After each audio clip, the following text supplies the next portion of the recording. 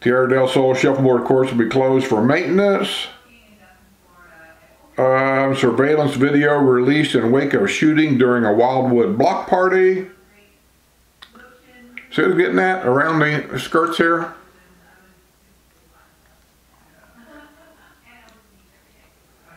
Gator video shows Village's icon Larry the Alligator sunning with buddies.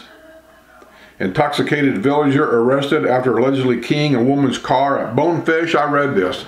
I don't know what happened. He got into an altercation with somebody in there, and as he's leaving or whatever, he saw the car sitting there. He knew him apparently, and he just keyed the car, you know, causing all kinds of damage. The ironic thing was there was a police officer sitting out in the parking lot in his car. I'm not sure why, but he was out in the parking lot in the car. He physically and visually saw this person key that car.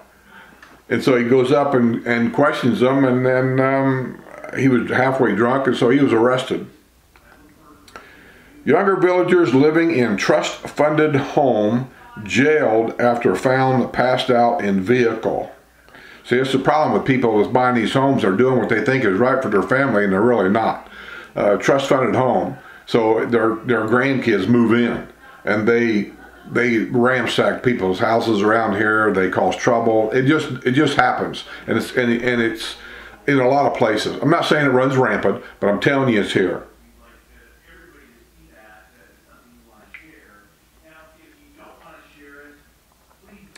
CSX trains continues to block Wildwood intersections while railroad crew takes a coffee break. You know, Sue and I got stuck in one of them.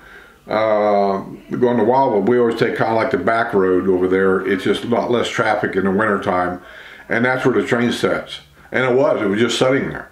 And it sits there for I don't know how long, for an hour. It just blocks everything. I'm not saying that they block it taking a coffee break. That's what the ad says. What I think it is, because when we go over that big bridge, you look down, you'll see the train yard's there. And it looks like to me the train yards are backed up, and they can't get in. So I'm not sure what the fix is for that. It's a CSX problem. They're going to have to do something, because you can't continue blocking them roads, because ambulances can't get through, and they got to go all the way around to get maybe some heart attack victim to a hospital, and so it's life-threatening. So they got to get that straightened out.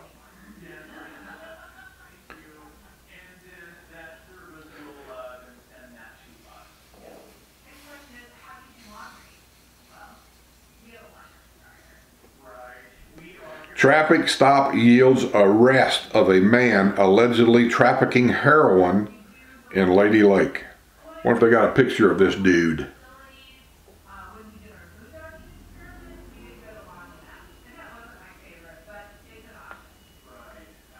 Where's it at? There it is.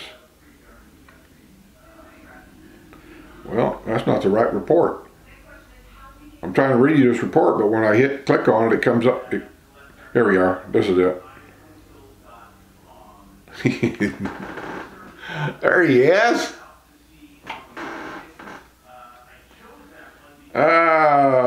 Lady Lake police officer led to the arrest of a man with 25 grams of heroin. Brandon Woods, 25 of Leesburg, had been driving a blue Chevy sedan when he pulled over at 6:17 p.m. Monday on Highway 27 and 441 at Lake Ella Road. According to the arrest report from Lady Lake Police Department, he was asked if there was any illegal substances in the car, and he said no. That's like, how many you been drinking? How many beers you had? Two beers. He was asked if he would give an officer consent to search the vehicle, and he again replied, no. And I actually don't have no problem with that, because that is your constitutional right. Search and seizure. He's got to have probable cause. You don't have to let him do anything. And I don't do drugs. I just don't. But I'm here to tell you, if I was pulled over because I had a burnt out taillight, and a police officer asked me if he could search my car, I would tell him no. Now, I know there's a lot of people out there that'll simply say, well, if you got nothing to hide, what's the problem? See, that's the problem. That's the problem right there. I don't want to give up my constitutional rights. And that's why I would say no. I would make them bring the dog out. They can walk around the car. They're not going to get a hit on my car, and then he's going to say sorry to bother you and let me go on my way. That's because that's my right. That's my constitutional right. When somebody says, you don't mind if I search your car, do you? That's a trick. And I'm not going to fall for that trick. I got no hatred against any police officer or anything like that. I just don't like that stuff. So I would say no to all that stuff. Even though I'm innocent as the day is long, I got nothing else better to do except waste his time, because I'm going to say no to search and seizure. I'm going to say no to everything. Here again, something hitting the ground. He saw digital. Oh, anyway, he got nailed for having scales and heroin, and so that's subject to sale. You know, so okay on that. See, to me, I just done this a week ago, and I got all this news here. I don't know where it keeps coming from. Village of Finney residents fighting back in parking war at Put and Play. Yeah, down there they got a parking problem on cars. The Put and Play is basically set up for people to go in there in their golf cart. Plenty of parking for golf carts. But I guess there is no parking in the area for cars, and people have to park, I don't know where, somewhere else down there. And then they have to walk back quite a ways, and this is an age restricted area. You know, people are old, they have problems, knee problems, back problems, and this kind of thing, and so a lot of people have to walk. I don't understand that, because here's a simple solution. If you're going down to do the Put and Play, and you're in a car, and there's say 4 of you, because here we don't have golf cart access yet. So if I want to go down there, I got to take my car down there. So if my wife had a walking problem, I would take her over to the Put and Play and let her out. And then I'd go park the car and then walk back. So I'm not sure I can go for the excuse of we have to walk a quarter mile or whatever, and we have a walking problem. Everybody in the car has a walking problem? I don't think so. But yes, they do have a parking problem. La Hacienda Recreation Center to be closed for facility cleaning. Single star rating at Villages Hospital prompts packed meeting with questions for CEO. Veterans Memorial Park holding ceremony to honor Vietnam veterans. In case you don't know where that is, that's at Spanish Springs. You go actually kind of behind Ruby Tuesday's restaurant. Go clear across the parking lot. The golf cart bridge is there to your right to go up and over 441. You'll see the Memorial Park back there. It's a neat little park. I've been back there. They hold ceremonies back there all the time. I've been to several. Jailed mother of Village's problem child leaves her mother with son and new dog. See what I'm talking about? These people that come down here and want to move in with mommy and daddy just bring these kids and everything else with them. They don't care. They don't care about our rules. And somewhere along the line, that developer or the supervisors of that area is going to have to get off their dead butts and start enforcing these rules. And if you got to get tough with the property owner because they're responsible, then get tough, because I don't want to live next door to it. Officials hoping to provide some relief in parking war at Finney Put and Play. It's an ongoing story. They've been holding meetings and everything else about it. And they're angry. And I don't blame them. Villager arrested after an angry confrontation with a motorist at Grand Traverse Plaza. Ooh, he still looks angry. There he is. Look at that. He looks a little miffed. Joseph Michael Giacobini, 60, of the village of De Soto, had argued with the other individual Wednesday in the parking lot of the shopping center. According to the Wildwood Police Department, the other individual left the parking lot and was stopped in a traffic light at State Road 44 and Powell Road. When Giacobini pulled up next to him, Giacobini allegedly struck the other vehicle's rearview mirror. The other man's wife, who was also in the vehicle, verified her husband's account of the events. Damage to his vehicle was estimated at $400.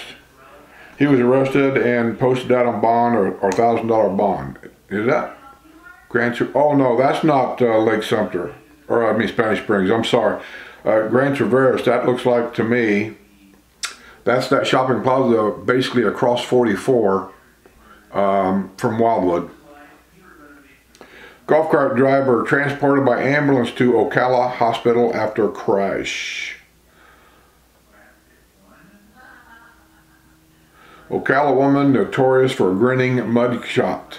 Back in jail after judge revokes her bond. Some people just think they're above the law. They don't have to listen to what they're supposed to do. Here's another. I agree with these people too. This is crazy. Villagers fed up with gridlock on sinkhole damage after their plight to Marion County commissioners. Remember the sinkhole I reported on? Destroyed them 2 houses up there, I think in the Calumet area, pretty close to Lopez. One of Lopez's golf courses up there, 9 holes. It's been over a year. Nothing's been done. And, you know, there are specific restrictions on how that's supposed to have been handled a long time ago. Even the street sinkhole is not being fixed. It's just a big hole. They're just leaving it there. Now, there's some people up there that's interested maybe in selling their house and either moving out of the villages or maybe moving to a new house in the Finney area. They do that a lot here. The average villager buys 3 homes, just so you know. And there's still a big hole in the street. And they're saying nobody's going to want to buy up there because this, you know, people see that and they're scared away. And that's true. So they want it fixed. I don't know what they're going to do, but I mean, it's terrible. Let me start over. Weary residents in the village of Calumet Grove are fed up with dealing with a sinkhole nightmare that first ravaged their neighborhood last February. On Tuesday, they planned to make their feelings known to Marion County commissioners, and they're going to ask for help in getting issues surrounding 2 heavily damaged homes and the dilapidated roadway repair once and all for all. Let me show you a picture. That's an aerial view. Hopefully I can get this thing to focus.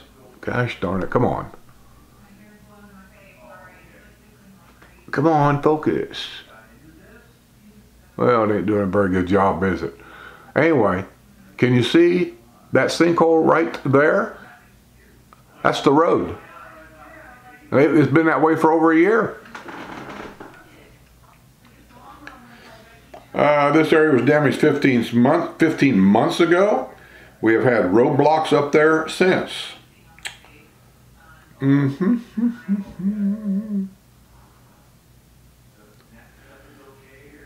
The area of Calumet Grove around McLaurin Terrace and McAlpin Street was rocked to its core last February 15 when sinkholes opened up.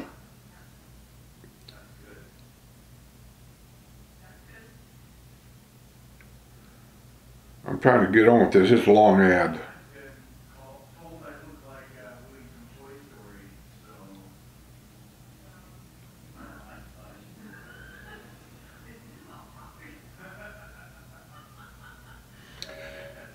The damaged homes are now owned by Asset Trust Holdings, which has announced plans to make repairs to the houses and then resell them. But little has changed at the McLaurin Terrace property since last February. The residents have been told that the damaged roadway can't be repaired until the 2 properties at McLaurin Terrace have been stabilized.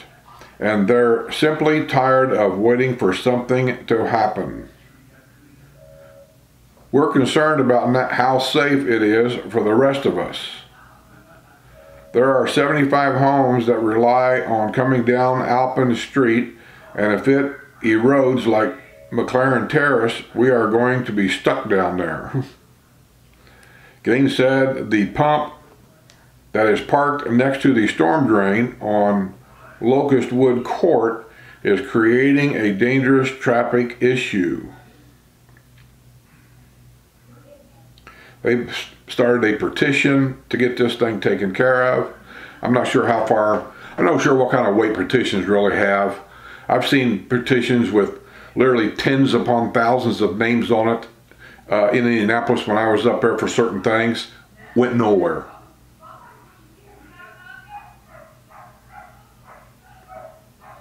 We're very concerned that our property values are going to go down. What do you mean going to go down? It's already went down. There ain't nobody going to want to buy a house around a sinkhole. And if you get somebody to buy your house and you live around a sinkhole, you're going to have to give it away at a giveaway price to even entice them to go down there. So going to go down? It's already went down. And if I remember right, there's a rule here on truth and disclosure on property. And because this goes back to when I bought my first house, that if your property touches the property touches another property adjacent to your property that's had a sinkhole, you have to disclose that on a truth and disclosure.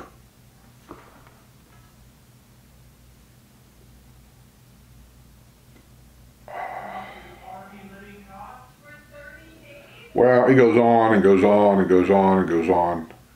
I'm not even going to read all that. But these people are correct. 15 months later, nothing's been done. Come on. Those houses should have been bulldozed a long time ago, or they should have been shored up. They got a certain way of shoring them up and fixing the sinkholes and all that kind of stuff. And nothing's been done. Nothing has been done. So there's no excuse for that.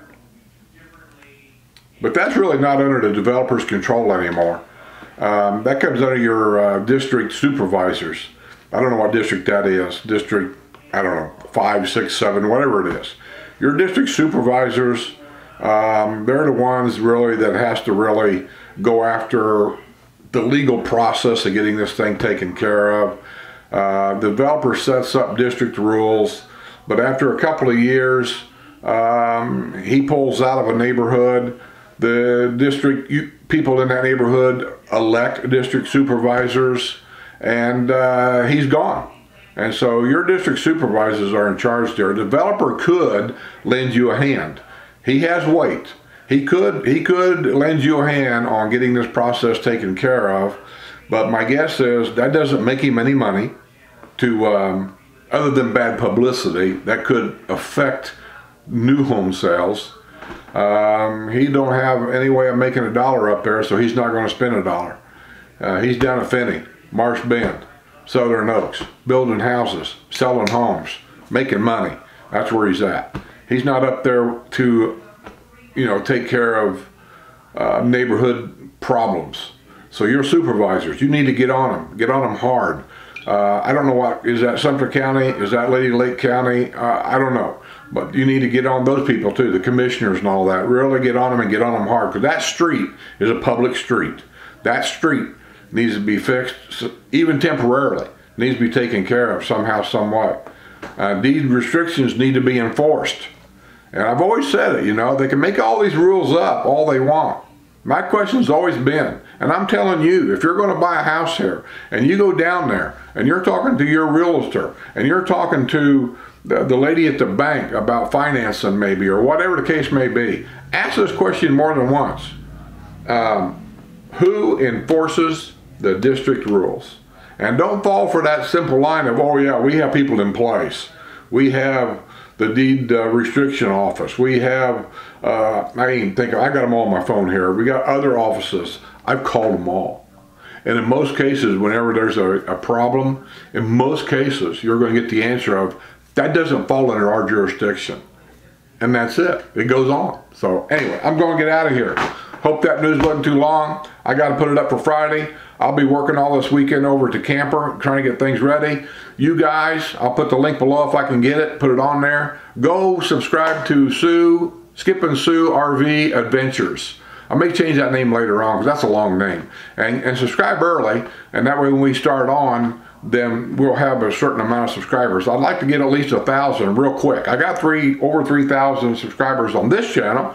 You would think at least a third of them would be interested in RV and motorhomes and traveling and the different campgrounds and restaurants and all the things we're going to be doing. Because if I get at least 1,000 subscribers, I can advertise a little bit on there and make a few bucks that, it'll help pay for some gas. So go subscribe. Until then, I'm going to get out of here. See you on the other side.